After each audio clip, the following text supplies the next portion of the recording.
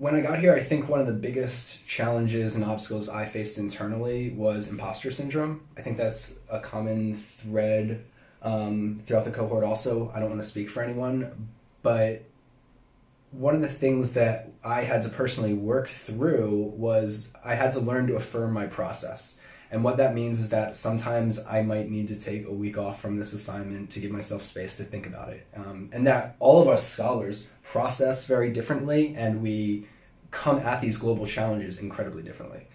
And that those differences need to be celebrated and not exacerbated, I'd say, because we all do add something very, very unique to the program. You know, this is the first time I'm living outside of the country. And there's a lot that goes into that, from a new phone number to a new bank account to, like, I don't even know how to cross the street, like, in this country. The turns are after the light.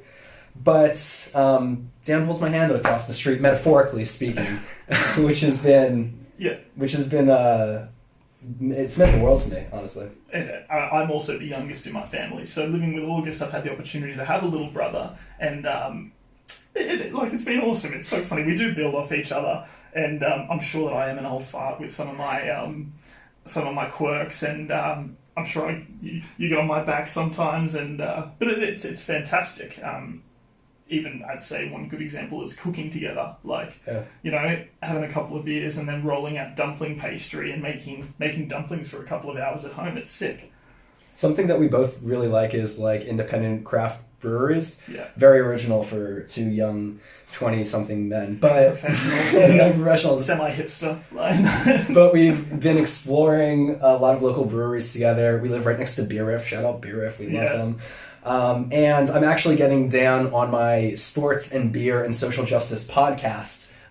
This week I'm getting him to come on because he has some experience investigating sports gambling in Southeast Asia. We're going to sit down at our favorite bar, Beer Riff, and we're going to talk about some of his experiences and collaborate in a kind of different creative way than we have throughout the program, because it's, my independent podcast.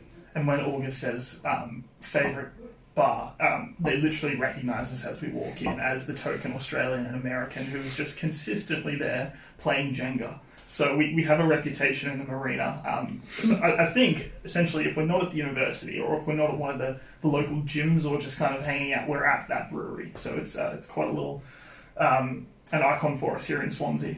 And small brag, we got third place at the bar quiz trivia night last week, so we're moving up. Can we mention that the interviewer was one of the team members? The interviewer helped us get there to third. Yeah. It was quite a devastating third place, so let's be completely honest. We thought we won. We thought we won. Had it, and it wasn't even like a good third. We were tied. We won third by default because we drew a better picture. So,